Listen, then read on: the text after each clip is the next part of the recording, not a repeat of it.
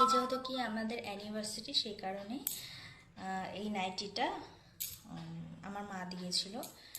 তো আজকে ভাবলাম যে একটু ভাঁজটা ভাঙে, তো সেই কারণে স্নান টান হয়ে গেছে আর আজকে নতুন নাইটি পরে নিয়েছি। আর চলো এবার তোমাদের দাদাভাই কি গিফট দিয়েছে সেটা তোমাদের সাথে শেয়ার করি। তো এই যে গিফটের ব্যাগ। চলো,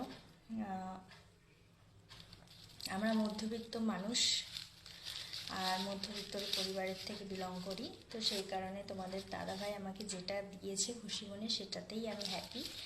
আর আমার সত্যি কথা বলতে আমার ছোটোখাটো জিনিসই আমার ভালো লাগে। মানে তোমাদের দাদাভাই যদি আমাকে 5 টাকা দামের গোলাপও এনে দিয়ে আমাকে আই লাভ ইউ বলে, সেটাতেই আমি হ্যাপি।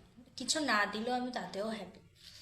তো তোমাদের দাদাভাই এটা আমাকে গিফট করেছে। আমি সত্যি কথা বলছি, আমি জানতাম না যে ও এত কিছু ভাববে।